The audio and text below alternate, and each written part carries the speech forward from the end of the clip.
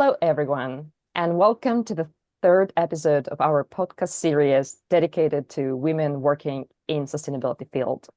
I'm Tonia Plakhotniuk, and I will be your host today. It's a real pleasure to be joined by two fabulous women, Clémence Humeau and Nadia Humphreys. Clémence is the head of sustainability coordination and governance at AXA Investment Managers. She is also a rapporteur of the EU Plan on Sustainable Finance, which is an advisory body to the European Commission.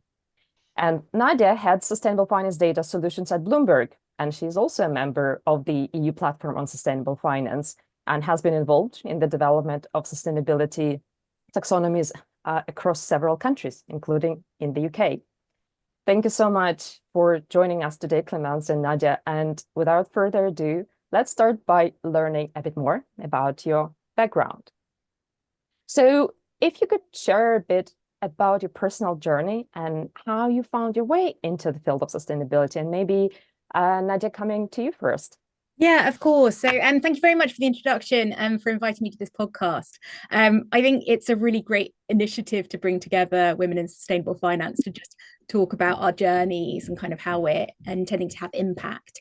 So as you mentioned, I'm head of sustainable finance data solutions at Bloomberg.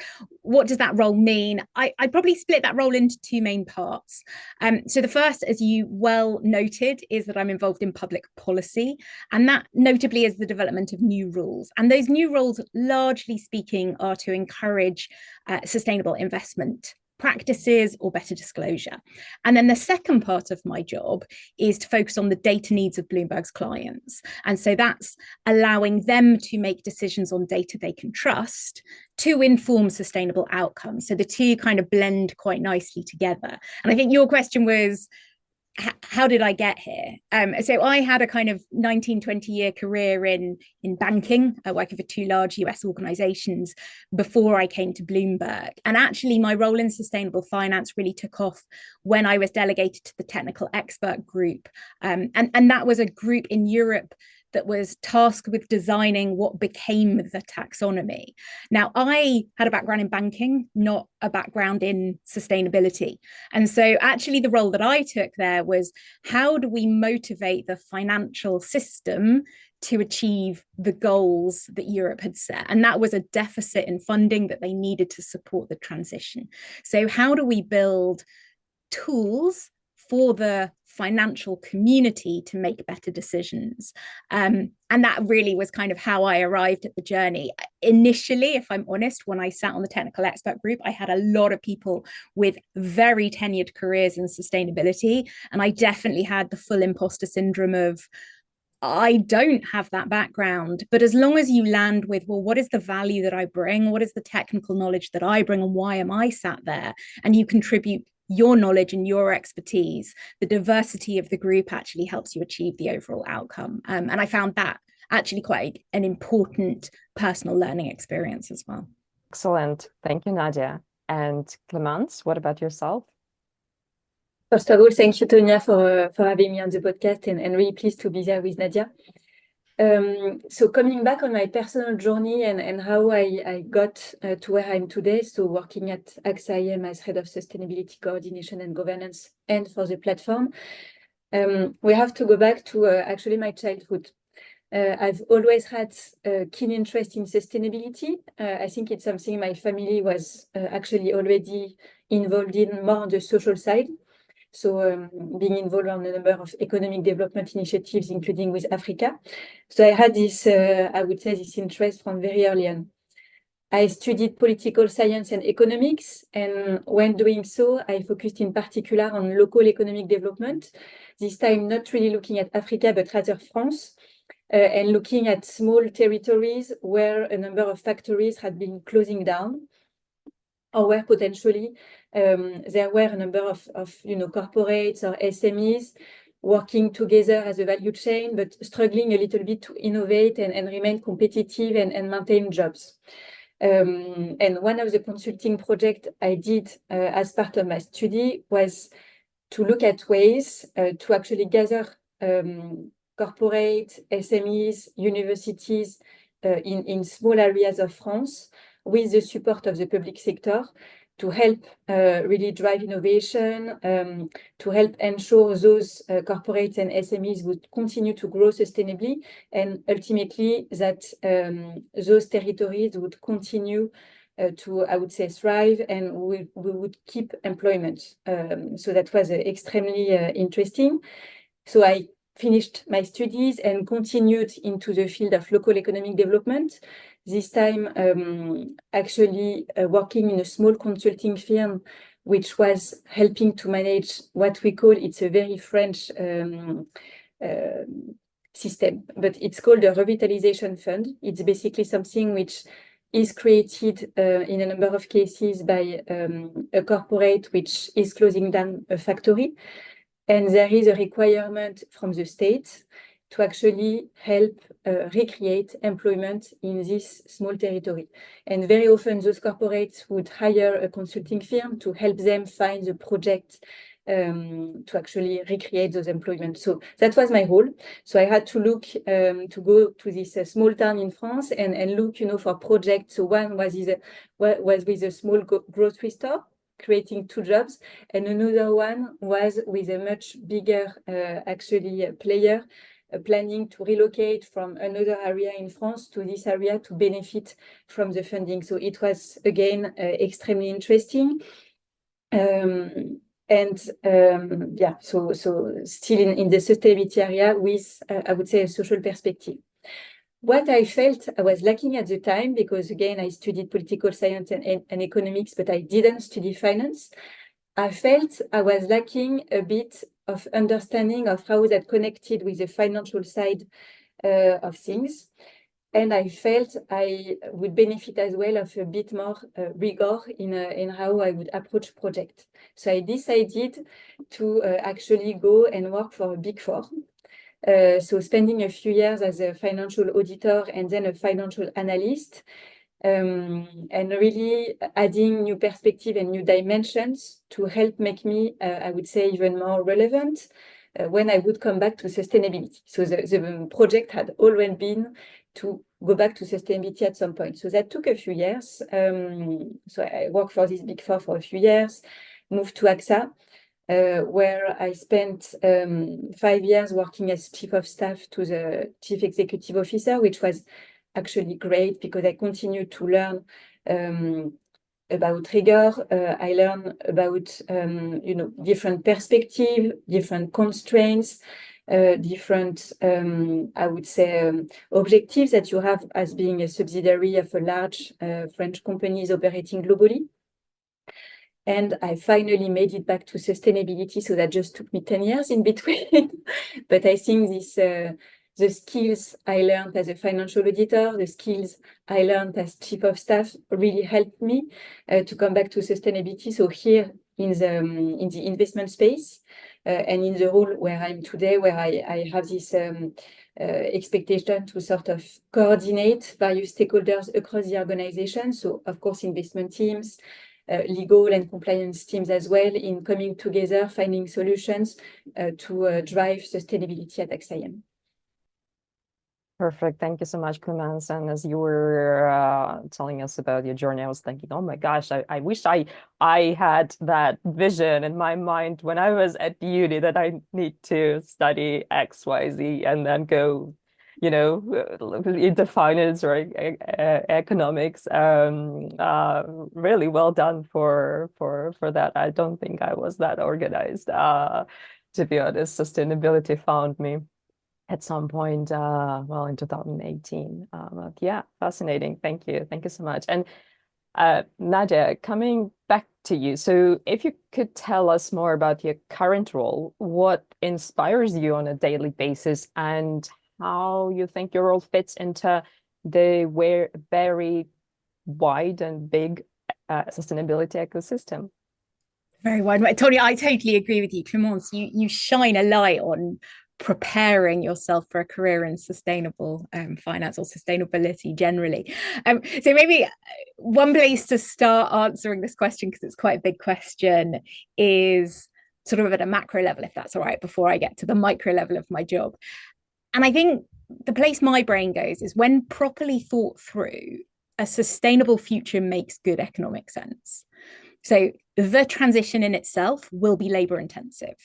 So there are strong economic multipliers for governments who wish to invest in a sustainable future. So that's things like we need to plant trees, retrofit buildings, make cities cleaner, allow goods to be made in a sustainable way. Like the list is long, but I would tell you, we already know what that list is. It's just a case of prioritizing and doing it.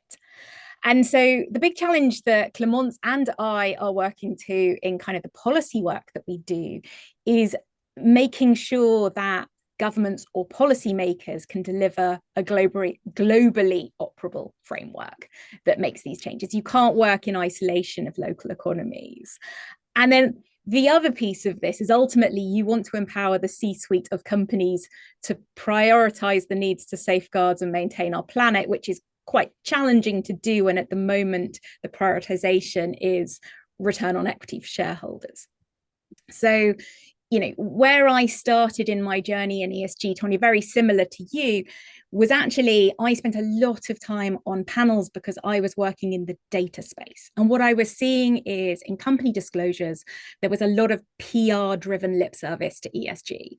It was a little bit like the Instagram version of a company. What are the really good bits that I do in environmental or social domain that I want to tell you about in my non-financial disclosure? And so we spent an awful lot of time working with global policy setters to just explain what does the state of disclosure look like today? And in order to drive decision-making, what do we need that disclosure to look like moving forward? Now I'm very firmly in the data space. Clémence knows this well. Anything she sat on with me, I normally shout a few numbers at people to try and make my case. But it's impossible to make those good decisions if you don't have a clean and comparable data set. So that's kind of where we started. Then the next bit of my job, so you asked me at the very beginning of that question, how does that translate into what I do today?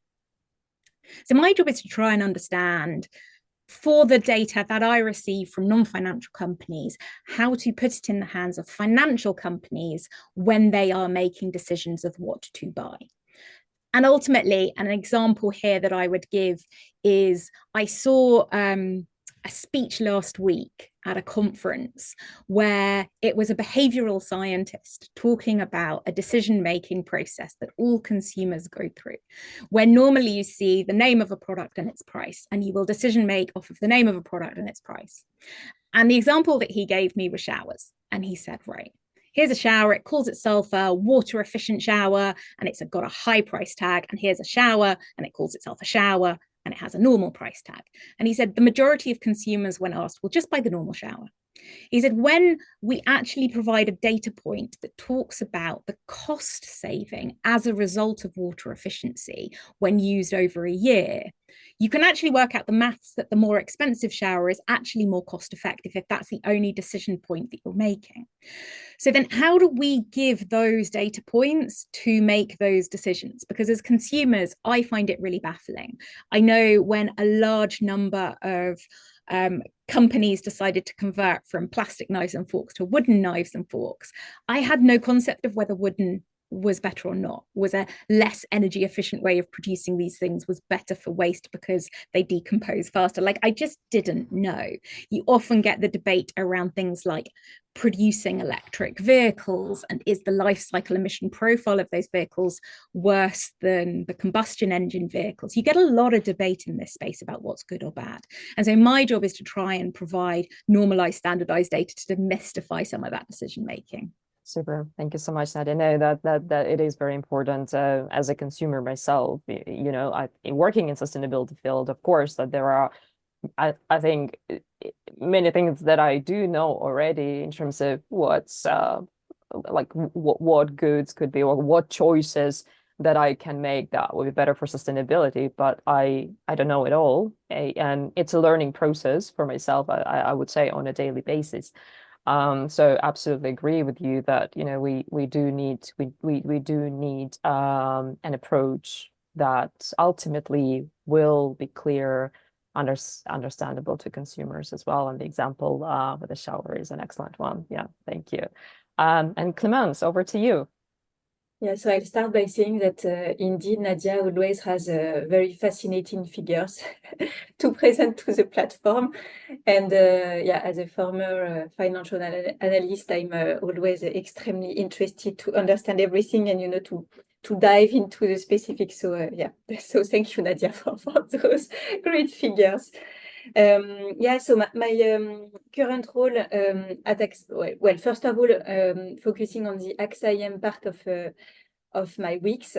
So as I said, one of the expectation of what my team does is to play a sort of orchestra conductor role in supporting AXA part of a wider insurance group, come up with a sustainability strategy, which I would say we define and which is expected to be a long-term one. We have a net zero commitment, but we have to, of course, review it regularly, review how we can effectively get to this net zero objective, what are our targets, how are we making progress. And it's not just about net zero. So we also have a number of policies on the social side, on the biodiversity side as well.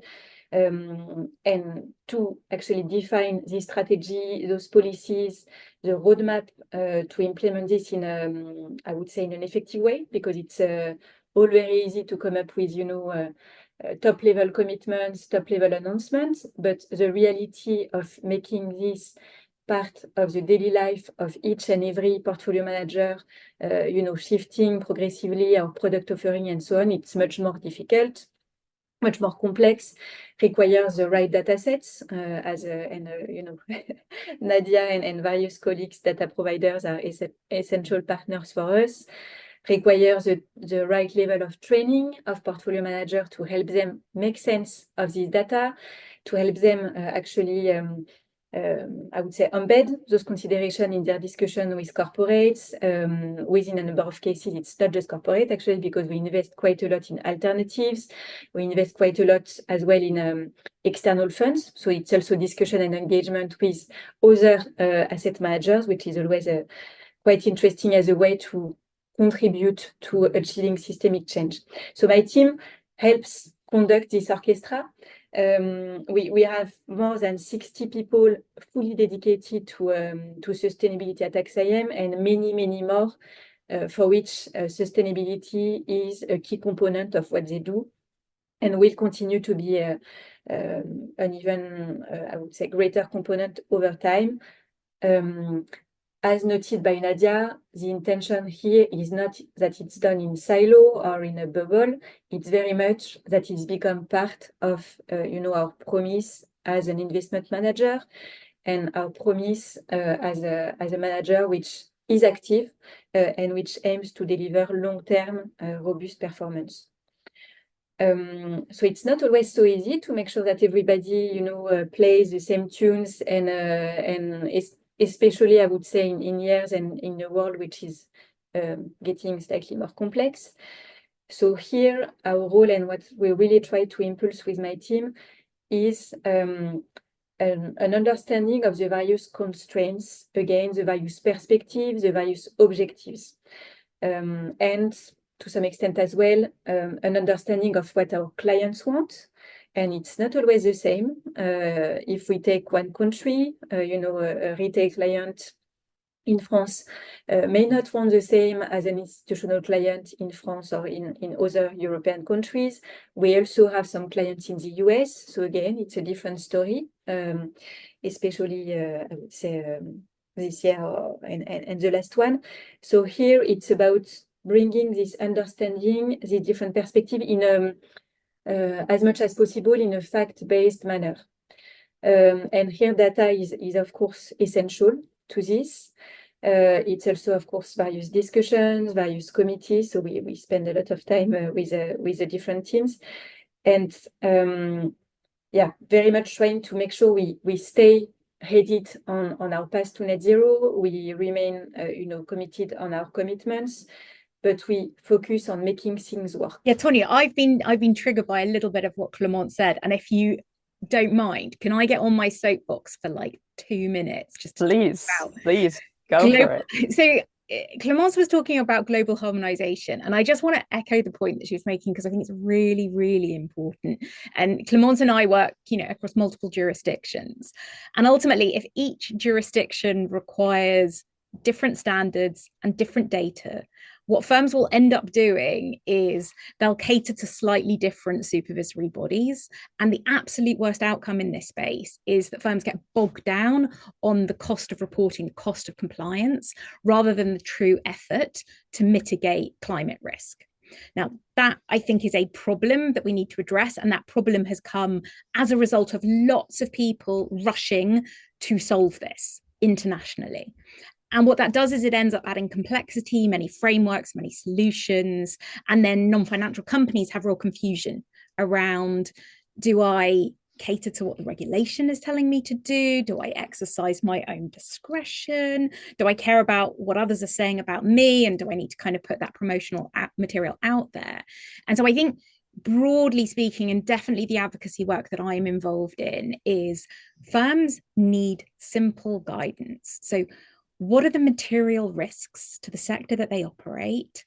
How do they consider the impact their business models have on the environment? How can they embrace solutions to outperform long term? So to embrace climate related opportunities, to tackle climate related risks. And I think trying to understand what is core for the enterprise value of those companies, with value creation and value erosion at the heart of everything we try to do, is really critical here. And sometimes we lose that. Metrics and targets, in my opinion, should drive outcomes. And if done right, we should start to see change. So apologies, Clémence really triggered me on that point. So I wanted to jump in with my soapbox. No, I fully agree with you. I think a few points that's related to me is, of course, is the connectivity, the collaboration, trying to solve the problem together. I think this is the point that came through our previous podcast. So it's great to hear it, and from my role here at NatWest, I can also relate. You have to engage with many stakeholders. You have to explain, convince, connect, and just keep doing it. And fully agree with you, Nadia and Clémence, on the need of the data forming that foundational layer to enable the market participants, corporates, and financial institutions to be able to make objective decisions on what's good for business and what's good for planet, ultimately. And another question I had is, if you were to highlight one project, an initiative in your work that you were really passionate about or excited about, if you can share your thoughts, like what was that? And I don't know if there were any associated challenges that you faced during that project or initiative. If you could share a bit more of your experience there, and how did you overcome those challenges? Yeah, so I thought I would perhaps say a few words about the platform on sustainable finance on which we work together with Nadia. And where, as I said, I'm particularly focused on the usability aspect of the taxonomy, together with its articulation with other regulations which are critical and central to the EU Green Deal. So it's quite interesting because I don't have the experience of the previous platform, which was probably more focused on developing new economic activities, developing the criteria. This one is really focused on the mandate which was given to us by the Commission, is very focused on usability.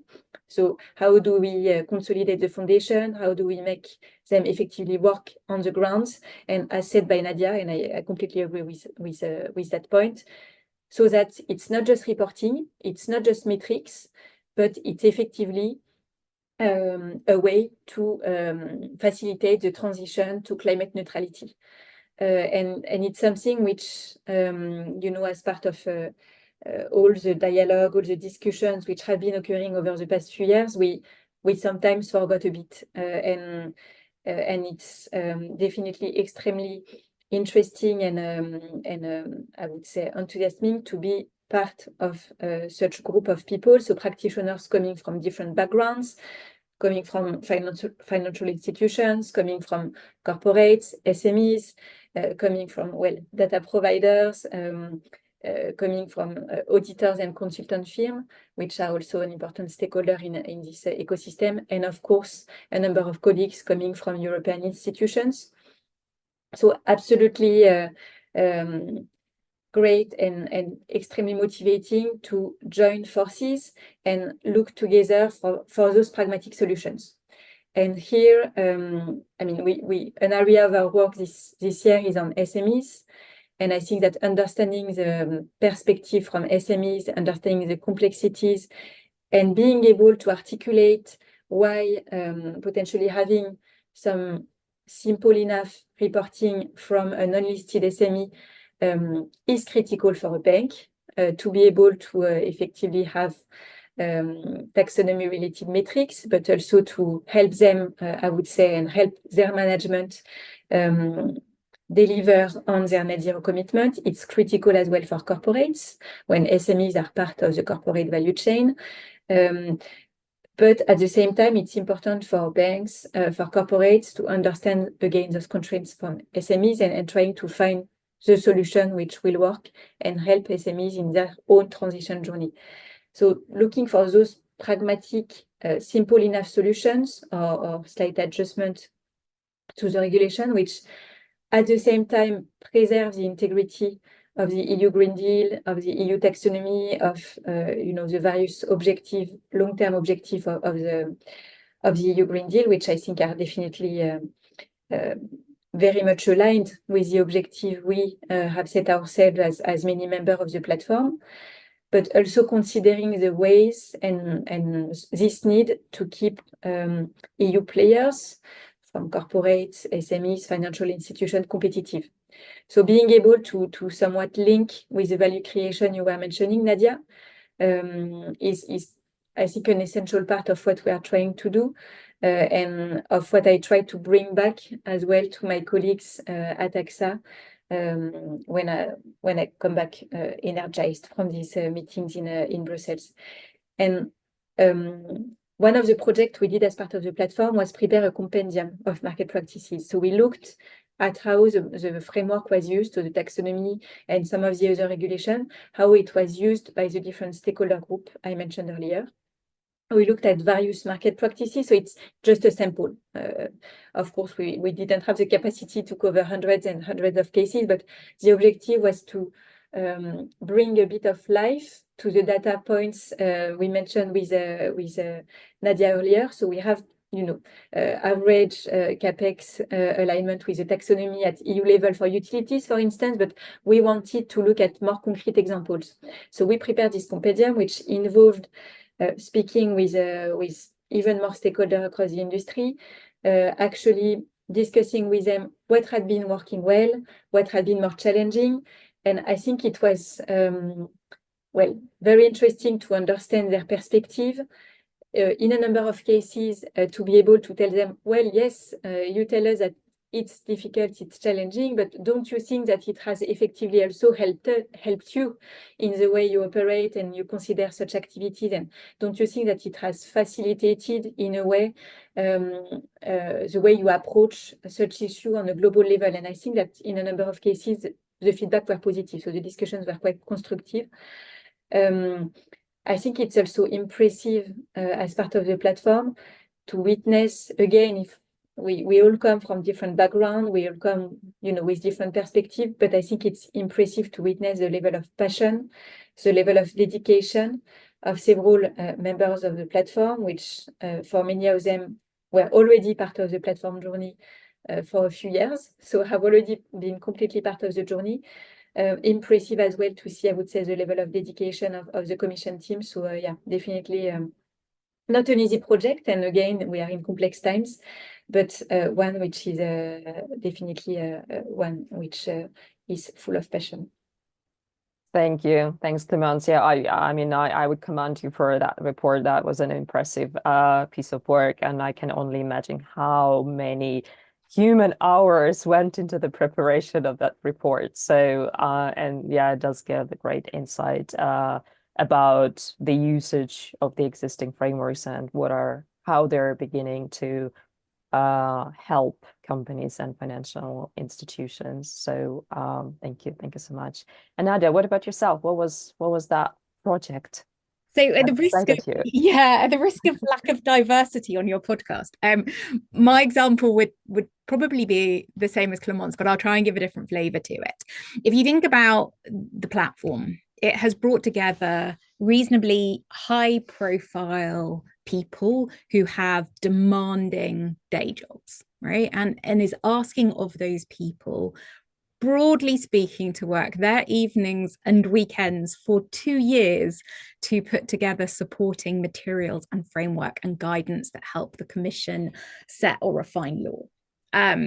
And that in and of itself kind of redefines hard work, passion, and commitment. If you are not vocational, you will not do well on the platform. I remember at the end of the first platform, I was flooded with, I really want to apply to be on the number 2 platform. How do I do it? What do I need? And I'm like, you need a passion like no other. Like, the commitment and work level on the platform is unlike any other voluntary group I have been part of or advisory group that I have been part of. And so you feel that. You see the expertise in that room, you see the commitment, you see the workload that group churns through, and the debate and discussion, which at times can be, quite passionate. I would argue possibly more so in platform 1 than platform 2. But yeah, it has been kind of a really energizing journey. And I think maybe just to point back to kind of why is it important work? So if we look at European asset holders, I think they already predict systemic environmental risk will be more important than financial risk in probably the next 3 to 5 years. And what I would also say is we've heard in many forums by many prominent speakers that in absolute terms, emissions need to reduce by 50% to be anywhere near on track for the 1.5 to 2 degrees. And the ugly truth is that they continue to rise. And while they are rising, 1.5 degrees becomes further and further out of reach. And also the other point is markets right now are not fully pricing in and responding to climate risk. So there are frameworks in place. I would tell you that I feel like opinions about those frameworks are far too premature. So often I would sit on panels where people were saying, number one, the taxonomy isn't a tool for transition, it's only the deepest flavor of green. And you're like, that is so not true and so far off the mark. I think Clémence pointed to capital expenditure. This is the only point in time where we can reflect on 1 year full reporting in Europe. And I can tell you, I think it's 62.9% of capital expenditure in the utility sector is the average. That means that in 5 to 10 years' time, the utility sector are investing in projects that allow those operations to become taxonomy aligned. I think for real estate, it's 25%. Like, these aren't teeny tiny numbers. These are really, really important metrics that allow us to understand the forward investment profile of the European economy. Now, can I, through my data, give you the same visibility into the US or into China? I actually can't. I would really struggle to do that. I would base it off of a company's disclosure of green capex. That definition of green varies. I could maybe predefine certain segments that I think are green, but again, it is not the kind of color that you get through this. So at the end of the day, I think, and my passion comes in this work, we need to build resilience into everything so that we're better prepared for a volatile future. And that actually also means investments. Investments do need to consider physical risk, and in the face of rapidly changing climate, we need to adapt. And so measures and tools that support that are critically important. So there is a part, and yes, we get told about usability and complexity. But look, frankly, with any new system, there is complexity. The question is it worth it? Is that friction and change worth it to make outcomes happen? And my personal belief is that it is. Are there things where we in the platform need to ask the Commission to reflect on whether the frameworks or the reporting is achieving its end goal, is married well to the objective? And I think there are absolutely places in that framework where that is questionable, and it is our job in the platform to hold that up to the Commission and say, look, here we think there are issues. One other problem, though, is anybody who has lived through financial regulation knows that a new law to change an old law makes life really, really difficult. So we need to be very careful and considerate in the advice that we give to the Commission and to the supervisory authorities in terms of the type of change we want to see, to the frameworks that they've already laid out that we're starting to report under. Yeah, thank you. Thanks very much, Nadia. No, thanks for sharing that perspective. I think obviously when a new law or regulation comes out or an amendment comes out, many people working in sustainability, especially those who have to deal with regulations, probably don't necessarily know how much thinking, again, engagement goes into that process, that actually the changes made are done on the basis of wide engagement process and consultations and thinking, and so that's it may not be ideal still, but I know there is a lot of thoughtful trying to make it to the state where it could work. So thanks for sharing that. And just looking into the future, maybe Nadia, staying with you for a moment here, how do you see the landscape of sustainability evolving at? More importantly, what role would you like to play in that evolution? I think you may have alluded to that already. I think I have the sense of it, but I don't know if there is any specific goal that you would like to achieve. If you were to call out one. Yeah, thank you.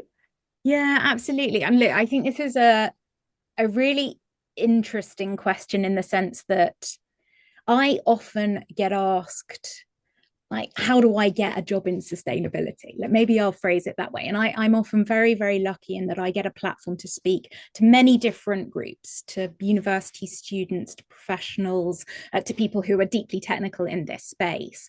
And so I would say to you, and kind of the outcome I would like to see in the world, is that you don't need to find a job in sustainability. You need to bring sustainability to your job, no matter who you are or where you are. And maybe if I can, just to reflect a little on, I listened to a TED Talk, a really old one quite recently, and it really struck me. So maybe I could borrow a moment just to share with you. It's a story of Ray Anderson. Have you seen it? It's quite old. It's like 2009. And for people who don't know Ray, so he founded a carpet company in America in like the 1970s. And so in the 1990s, he wrote a book by Paul Hawkins called The Ecology of Commerce. And in that book, it ultimately said, look, the collective power of business, and he classed business as every single business and industry. He was saying that is the only institution large enough, persuasive enough, powerful enough to really lead us out of kind of this impending climate catastrophe. And this is a book in the mid-90s, right? And so what Ray did, and he was the CEO of this company, he went back to his company after reading this book and he said, right, I have a new mantra. My new mantra is take nothing and do no harm. So he said, literally, we as an organization are now going to work to make sure that we take from the earth only what is renewed by the earth. Which is great. Like maybe a CEO comes out with a mantra, but remember, he's a carpet manufacturer, right? This is really, really difficult because it's a petroleum intensive in terms of energy, in terms of the raw materials you use to make carpet. And so it's a complete change in business model. And so what he said was, this is what I want to achieve. And he measured his company rigorously to critical metrics. And in 12 years, he actually managed to reduce the emissions profile of his company by 90% on an intensity metric, the water use by 75%. And in that period, you might say, wow, he's killing his business. But his profits doubled. I think he was saying his sales went up by like 2/3. And this is well before it's trendy to do it. Like we're talking sort of 2010s. So now his company is actually carbon negative as a carpet manufacturer, right? They've managed to design technologies to reduce the overall carbon footprint. So they remove carbon from the atmosphere is ultimately what I'm saying. And they recycle their own products and they put kind of bar stamps on it. So if you buy it, you can send it back. They do tiles. So if you have issues, you can remove a tile and replace a tile better than you can an entire carpet. Like the entire mindset of that company shifted. And so I think my message in here, Tonia, with this story is that you don't need to be in a role like Clémence and Nadia and you, Tonia, right? You can actually make this change happen anywhere you are in organizations. And I think the thing that I'm possibly most personally passionate about is, and the work that I do is trying to put this data in the hands of everybody making a financial decision. I'm in a super fortunate role where the technology that I offer is already in the hands of those professionals. So if I do my job right and people have access to that data, they can make better decisions in their day-to-day work, and we can actually really, really make a difference in the way that we build a sustainable future. So that would be my answer, Tonia. Perfect. Thank you, Nadia, and for sharing the very inspiring story as well. And Clémence, what about you? Alors, so it's not completely different from Nadia. And by the way, Nadia will need the link to this TED Talk, which I will listen to. No, I think as we noted, I think there's definitely an understanding of where we want to go. Climate neutrality. There's an understanding of the systemic risks which are related to climate change, which are related to biodiversity loss, which are related to a number of social issues as well. We know we have milestones ahead of us in terms of, policies again on the sustainable finance side. So we know that we'll have even more data coming next year with CSRD. We'll have even more data coming beyond the European Union with the ISSB standards coming live in a number of geographies. So we see progress, but we also see that a lot remains to be done. I think the COP28 was and the global stocktake was a good illustration of what's left to do and the difficulty of aligning countries on that trajectory. And the political context is challenging, and we have this sort of issue or tragedy of horizon, right? The long term, I think we all agree on what we need to do, but how exactly do we get there, and how do we face the challenges on that way remains a more complex story. And we all have a role to play, as noted by Nadia, and it's not just by everybody moving to sustainability space, but it's more about, as you said, everybody embedding sustainability in their day-to-day way of looking at issues. And here,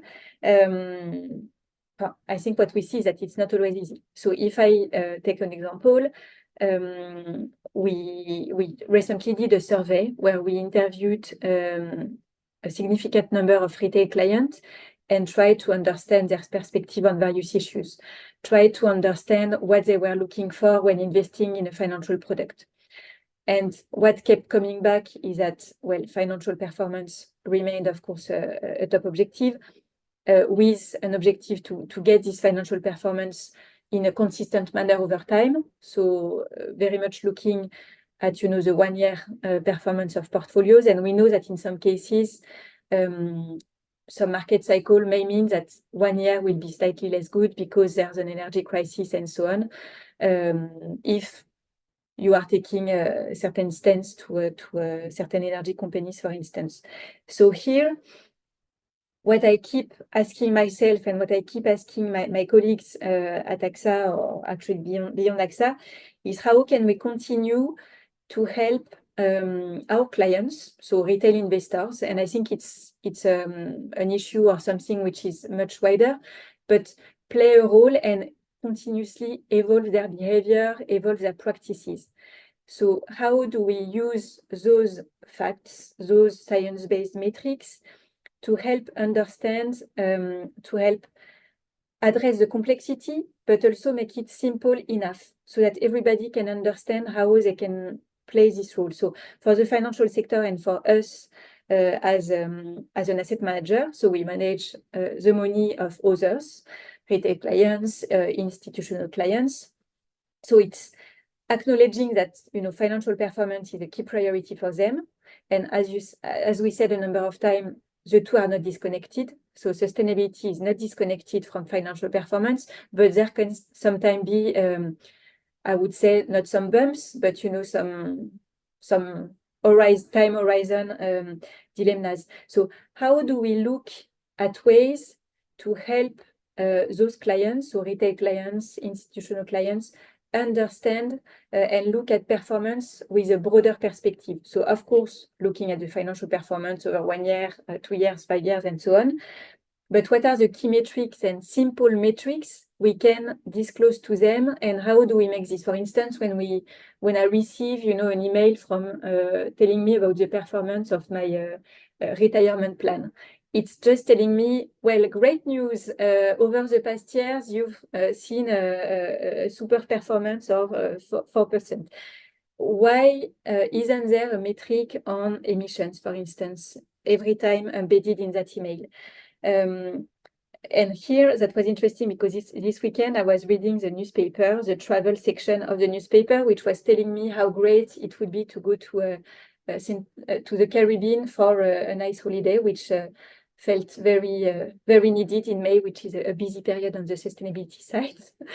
And what I found great is that actually the article was telling me about the cost of the flight, but also telling me about the carbon footprint, and actually telling me that by flying to this very nice Caribbean island, I would actually exceed my annual budget, carbon budget allocation. And I think it's by, adding those pieces of information in many places that we can help shift behavior. So I think this part on what are the right incentive, how do we convey this information? Again, I think using the fact, using the metrics to help effectively all of us support this journey to net zero and to climate neutrality.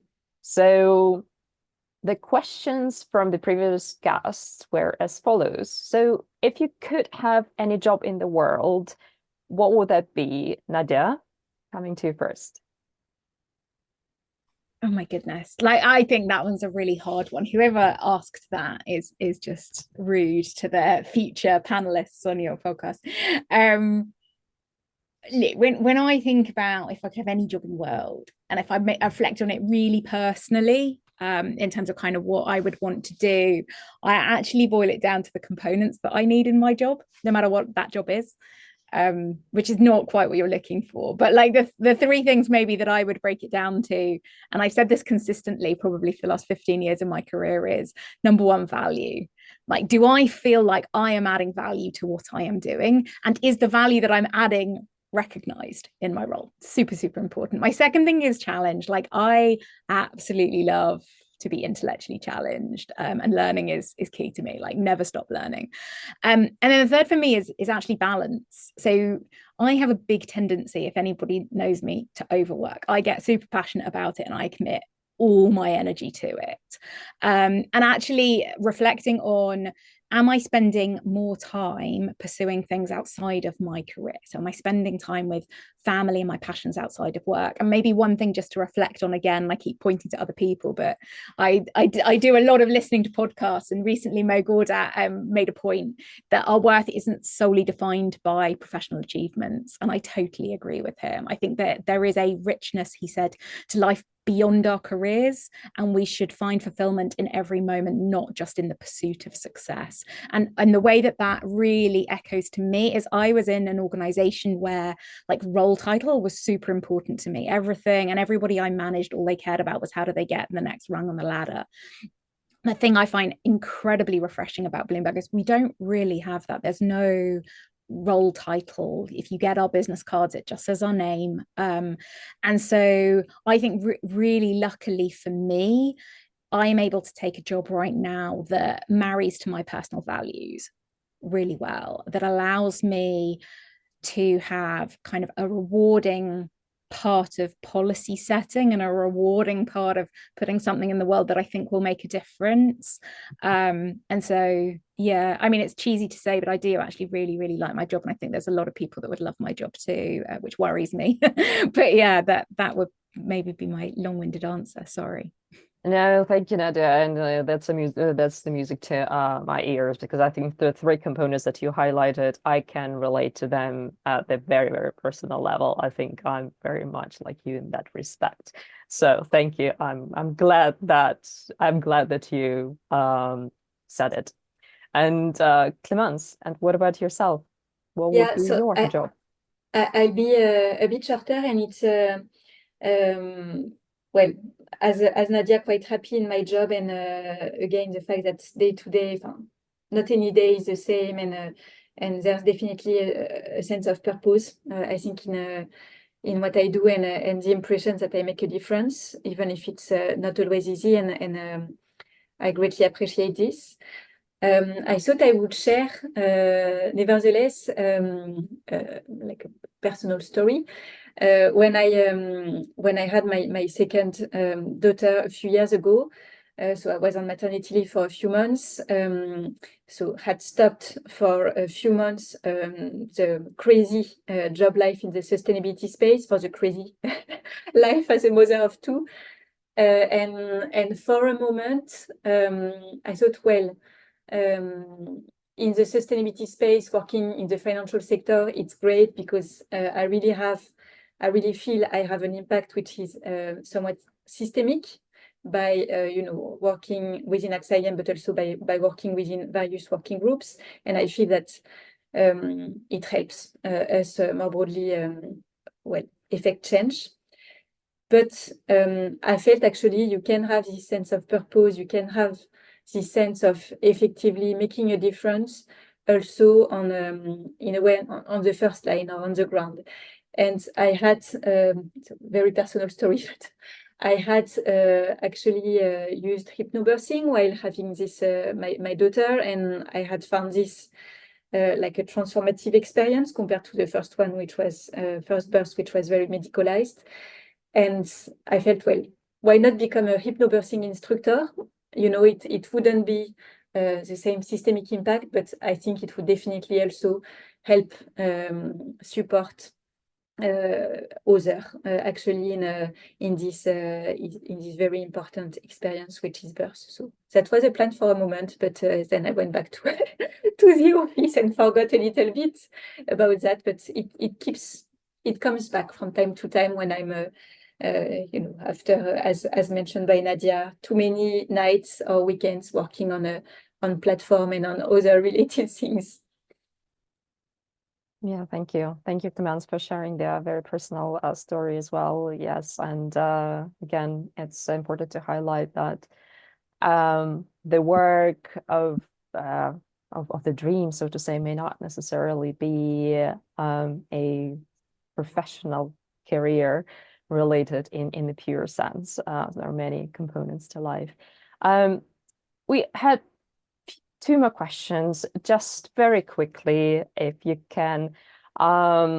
So what are you doing to make the sustainability space a place where people want to work? And another question is, given your work in sustainability, what are you changing in your personal life that is aligned with your values that you preach at work? A bit of controversial question, but yeah, maybe Nadia, if you're happy to take them.